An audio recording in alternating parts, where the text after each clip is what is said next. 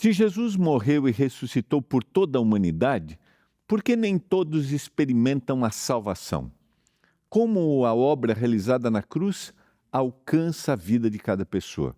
No estudo de hoje, nós vamos compreender como o Espírito Santo aplica os méritos de Cristo ao coração humano, tornando a salvação uma experiência real e pessoal. É agora mais um programa Escola Bíblica.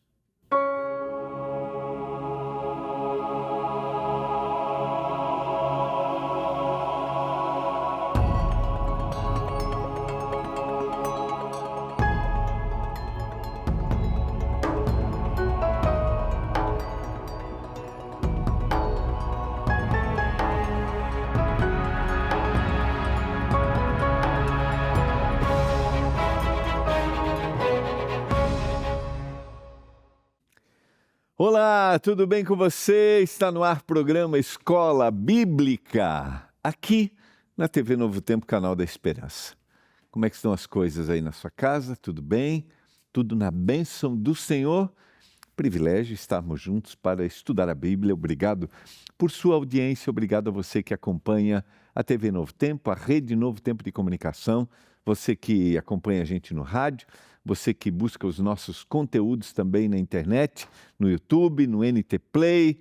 Obrigado por sua audiência, obrigado por sua disposição em conhecer cada dia mais da Palavra de Deus e entender também quais são os propósitos que Deus tem para a sua vida, procurando assim ter um melhor ambiente familiar, uma melhor saúde física, acompanhando aqui na Novo Tempo toda a nossa programação. Esse é o programa Escola Bíblica e nós aqui temos a oportunidade de estudarmos a Bíblia através das nossas revistas Esperança, que são colocadas à sua disposição para que você cresça no conhecimento da palavra. No nosso departamento de Escola Bíblica, nós temos as nossas produções digitais, através da nossa instrutora bíblica virtual Esperança, e nós também temos as nossas revistas que estão aí à sua disposição. Esta temporada estamos estudando sobre o Espírito Santo, Deus dos bastidores, muito mais do que querer fazer aqui você entender quem é o Espírito Santo, qual é a sua natureza, e a gente já viu, esse é um ser da divindade, é um Deus, é a divindade que está unida, Pai, Filho e Espírito Santo, mas muito mais do que explicar isso, nós também queremos que você entenda a necessidade que nós temos da atuação do Espírito Santo. Por isso, se você quer entender mais como o Espírito Santo pode agir na sua vida, pode guiar os seus pensamentos, é só você mandar um recadinho aqui, dar um oi aqui, para você receber a revista. É o 12982 44 44 49. 12982 44 44 49. Peça agora a sua revista Esperança, dá um oi, você vai receber um link, e aí é só você preencher o link, é o nosso site, né, o novotempo.com/escola bíblica, e depois de você preencher, é só aguardar, você vai receber aí na sua casa. Se você também quer, prefere ligar para a gente, anota aí o telefone do nosso atendimento. Até às 10h30 da noite, ele vai das 8 da manhã até às 10h30 da noite, nossa equipe está pronta para te atender. É o 012 21 27 31 21. 012 21 27 31 21. Peça agora a sua revista Esperança. Lembrando, você vai receber na sua casa sem nenhum custo, graças aos nossos doadores mensais, que são os nossos queridos Anjos da Esperança. Obrigado a você que é um anjo da esperança, você que faz a Novo Tempo acontecer, porque através da sua doação nós fazemos, o Novo Tempo existe e também nós distribuímos os nossos materiais sem nenhum custo. Obrigado a você, Anjo da Esperança. Nós vamos orar e vamos pedir mais uma vez que o Senhor nos ilumine, para que a gente entenda o que nós vamos conversar hoje, a ação do Espírito Santo na nossa compreensão no plano da salvação e como o Espírito Santo age E desta maneira nós temos compreensão do que é o plano da salvação e da mudança que pode acontecer, que vai acontecer na nossa vida. Vamos orar? Obrigado, Senhor, porque estamos juntos para abrir a Tua palavra mais uma vez. Obrigado por esta oportunidade, pela liberdade que a gente tem, que estejamos dispostos a entender o que o Senhor tem para nos falar, que muito mais do que trazemos, que a nossa mente esteja aberta para aquilo que a gente vai receber, pela ação sobrenatural do Espírito. Por favor, meu Deus, nos dê esse entendimento, eu clamo por isso. Que a Tua bênção se estenda sobre cada casa, cada pessoa, cada família, em nome de Jesus. Amém. Você sabe que à medida que a gente se aproxima da Bíblia, normalmente nós trazemos para o texto bíblico, para a leitura do texto, o nosso conhecimento. Isso é uma coisa inevitável, aquilo que a gente aprendeu, e às vezes até a nossa predisposição ao processo de interpretação. E nessa interação entre nós e aquilo que Deus inspirou os profetas para escreverem, os autores bíblicos, às vezes nessa carga do que a gente traz, do que a gente recebe, nessa interação melhor, a nossa carga do que a gente leva é maior do que aquilo que a gente deveria ser impressionado pelo Espírito. Por isso, quando a gente vai à leitura da Bíblia, mesmo que seja inevitável levarmos o conhecimento, aquilo que a gente herdou, e também o nosso processo de interpretação, a gente deveria se submeter àquilo que a palavra tem para oferecer. Esse é um desafio, mas a gente deveria se esvaziar para a gente ser impressionado. Porque se eu já me considero, se eu não sou um indivíduo, e eu já usei algumas vezes essa expressão, disposto a ser ensinado, se eu não sou uma pessoa ensinável, eu vou ter dificuldades. E é possível que ao longo desta temporada você esteja tendo um pouco de dificuldade, ainda mais quando a gente vai entender um tema como esse, o Espírito Santo.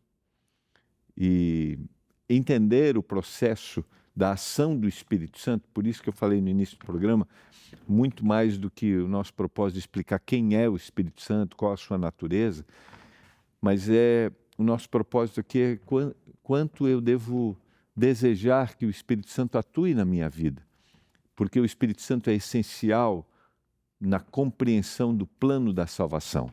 E hoje eu quero ler alguns versos, e eu quero começar com esse verso da carta de Paulo a Tito, só para a gente lembrar. Tito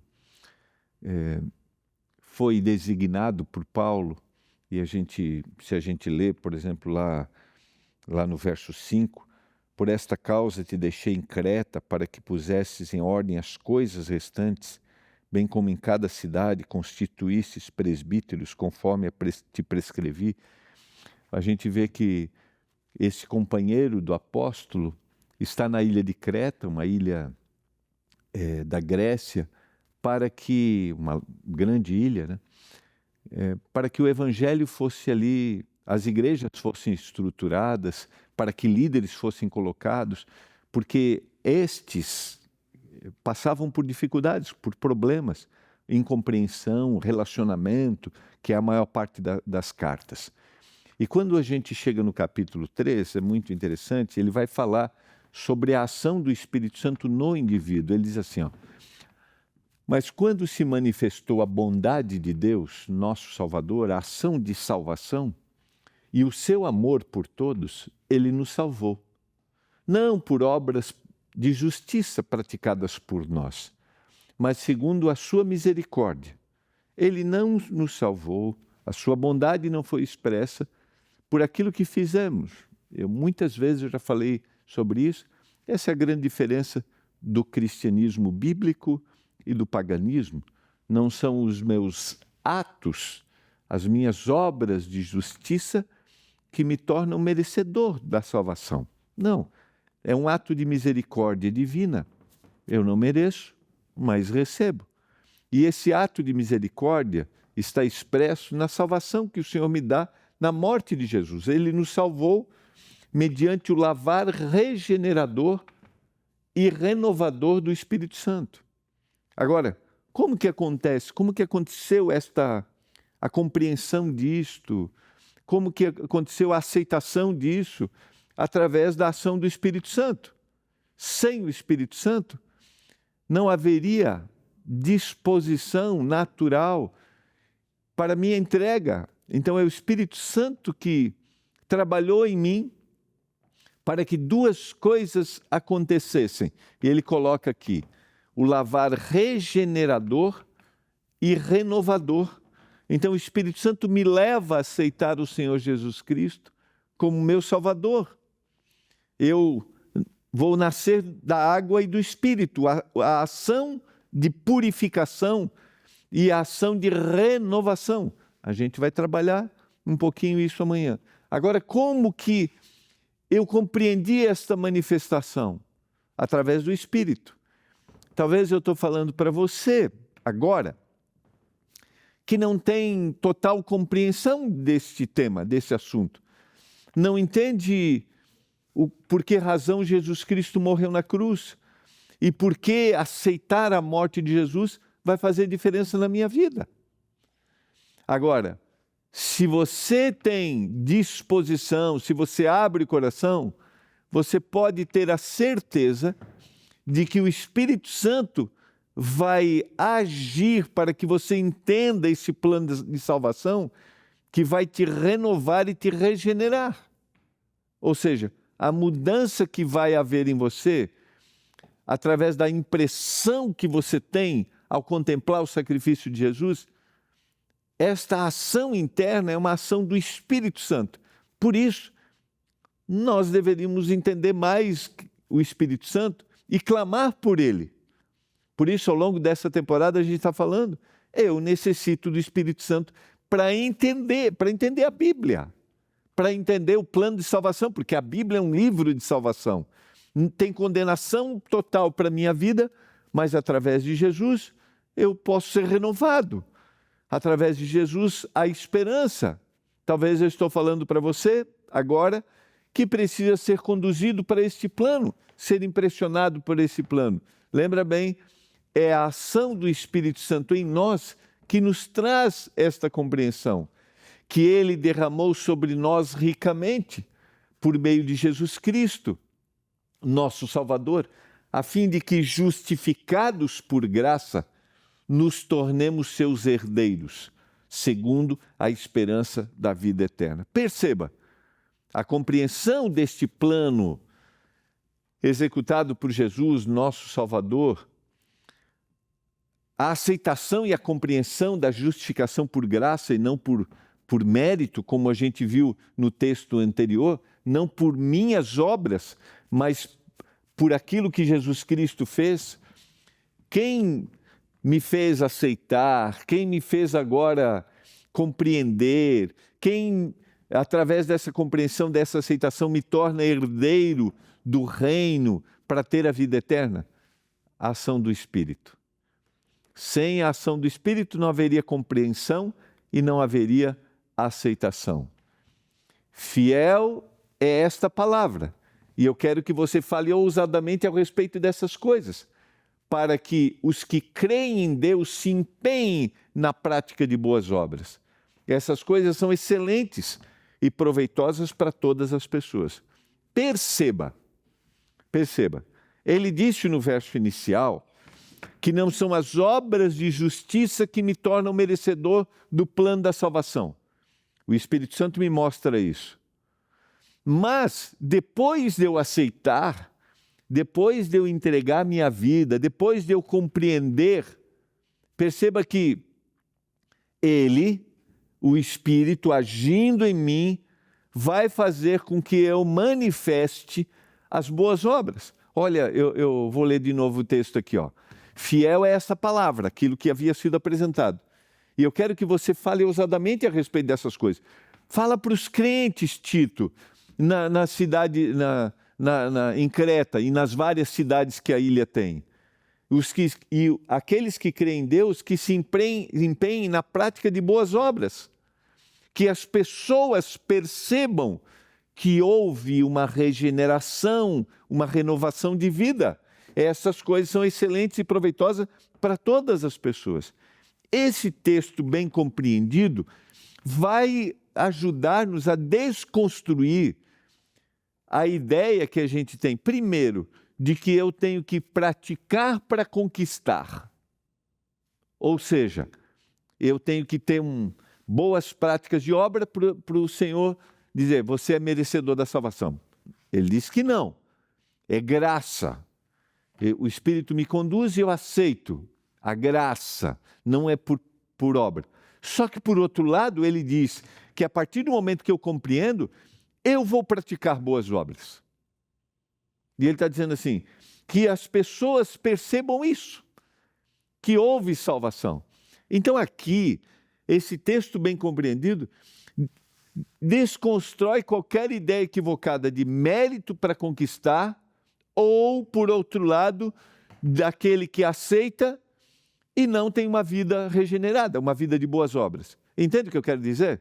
Então são os dois pensamentos que se desconstroem aqui na compreensão. Primeiro, não é salvação por obra, é pela graça. Segundo, salvo na graça, tem prática de boas obras. Não é uma fé que não tem compromisso. Agora, quem vai me trazer compreensão disso, desse processo de entendimento? Quem vai me dar compreensão nesse processo de entendimento? O Espírito Santo. Paulo ensina que o Evangelho não começa com aquilo que nós fazemos por Deus, mas começa com aquilo que Deus fez por nós. Então, não são as minhas boas práticas, não são os meus atos de justiça. Não. Aquilo que o Senhor fez. Antes de falar sobre transformação, ele vai falar sobre o ato de misericórdia, que se dá através do sacrifício de Jesus. Antes de falar sobre obediência, ele vai falar sobre graça. Ele não está dizendo que não vai ter obediência, mas ele vai dizer que para haver essa obediência, é preciso a aceitação da graça. E para haver aceitação da graça, é preciso que o Espírito Santo trabalhe. Às vezes, mesmo que eu não entenda, que eu não saiba. E o Senhor vai explicar isso, a gente vai explorar um pouquinho na história de Nicodemos. A gente vai conversar amanhã sobre isso. Então, Paulo está colocando na ordem correta como acontece o plano da salvação. Antes de falar sobre processo de transformação, está falando sobre ato de misericórdia, e antes de falar de obediência, ele está falando sobre graça. Essa ordem, ela é fundamental, porque na Bíblia a obediência nunca produz a salvação, ela é consequência da salvação. O indivíduo até pode se esforçar para ser obediente. O indivíduo pode até dizer assim, eu vou procurar ter uma vida correta. Só que se não houver uma transformação interior, se não for de dentro para fora, essa obediência se torna meritória. Ou seja, o indivíduo se torna o centro e não mais aquilo que Jesus Cristo fez. Então é fundamental que a gente entenda que a obediência vai acontecer por causa da salvação que houve, e não a obediência vai produzir a salvação, ou seja, vai me tornar merecedor disso. Paulo utiliza uma expressão simples, mas muito significativa. Quem nos salvou, diz o texto? Ele. O Senhor nos salvou. Essa foi uma ação dele para mim. E é isso que vai me transformar. O sujeito da ação é Deus. Não somos nós que alcançamos a salvação. Não a conquistamos por esforço moral, por conhecimento ou por religiosidade. Essa é uma discussão que tem acontecido ao longo da história do cristianismo. Todos os meus atos praticados são insignificantes. Sabe por quê? Porque por mais que eu tenha boa intenção, se não houve transformação no meu coração, essa intenção continua sendo má. Sabe por quê? Porque eu trago para mim, eu quero me tornar o sujeito da ação. E aí isso se torna um egoísmo, porque eu quero praticar boas coisas. Se eu estou falando para você que procura ter prática de boas obras, lembra, você está fazendo isso, você deve fazer isso, não porque assim você vai conquistar ou você vai se transformar numa pessoa boa, ainda que as boas práticas vão mudando o nosso coração. Mas você tem que entender que essas boas práticas, elas não podem partir das minhas intenções, mas daquilo que o Senhor fez na minha vida. Senão, eu vou trazer a glória para mim. E aí é o meu ego que vai se inflando. Olha como eu sou bom, olha o que eu faço, olha isso, mas aquilo. Você já deve ter visto pessoas que têm práticas maravilhosas, lindas práticas de serviço ao próximo, só que trazem para ele a glória de tudo. E a prática de boas obras não traz glória para mim, mas é uma ação que o Espírito vai fazendo na minha vida por eu ter sido impressionado pelo sacrifício de Jesus. Fica claro isso para você? Assim a gente consegue colocar na ordem o processo claro do que é ser salvo e do que é obediência, e de entender que é o Espírito que está agindo na minha vida. A iniciativa continua sendo inteiramente divina. Essa verdade percorre toda a Bíblia desde o Gênesis. Deus toma a iniciativa de buscar o ser humano. Está assim no primeiro ato de queda, está assim em cada história. Seja num ato de rebelião, quando há um ato de rebelião, Deus envia o juízo e o juízo é uma manifestação da sua graça, porque ele tem que dizer, e do seu amor, porque ele tem que dizer basta, e a gente vê isso, aí a gente começa a olhar e não vê um Deus punitivo, mas um Deus que quer salvar aquele que o aceita. A gente vê isso no dilúvio, a gente vê isso na Torre de Babel, a gente vê isso ao longo da história do povo de Deus no Antigo Testamento, e a gente vai ver isso no final da história. Deus sempre tem a iniciativa de buscar e de salvar. E mesmo o ato final de juízo é um ato de salvação. Efésios capítulo 2, verso 8 e 9 diz: porque pela graça vocês são salvos, mediante a fé. E isso não vem de vocês, isso é um dom de Deus, não de obras, para que ninguém se glorie, para que nenhum ego seja inflado. Por isso é um ato do Senhor. Senão, nós estaríamos no mesmo nível das crenças que mostram que os atos meritórios são atos salvíficos. E não é assim. Os atos, as obras, são resultado da impressão daquilo que o Senhor fez. E Ele vai dizer que é importante que se pratique isso.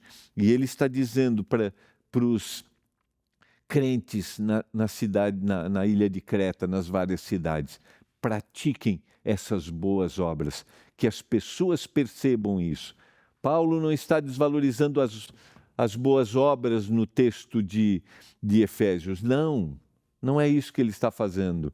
Ao longo da própria epístola, ele incentiva uma vida de serviço e uma vida de obediência, assim como ele apresentou para Tito, que as práticas das boas obras revelem para as pessoas, porque isso é importante. O que ele combate aqui é a ideia de que alguém possa merecer a salvação. Nenhuma quantidade de boas ações pode apagar o pecado. E aí volta o que eu falei anteriormente. As minhas práticas de boas ações se tornam práticas egoístas, porque eu quero trazer para mim os méritos. E aí é importante que a gente faça reflexões. Qual é a natureza das intenções das nossas boas práticas? Numa comunidade religiosa, por que a gente sobe para falar? Por que a gente sobe para cantar? Por que nós fazemos o que fazemos? As ações de missão que a gente tem, de ajuda ao próximo, é uma ação do Espírito Santo na minha vida, porque eu fui impressionado pela salvação que eu tenho em Jesus? Ou é eu querendo ser notado, ser percebido? Queridos, eu não estou dizendo que você não tem o seu valor, que você não é importante. Não é sobre isso. O que eu quero te dizer é que quando a gente fala de ação espiritual, o mais importante é que o nome do Senhor seja glorificado. E qualquer ação deveria ser uma ação espiritual, por exemplo, como uma ação de ajuda ao próximo. É aquilo que o Senhor faz.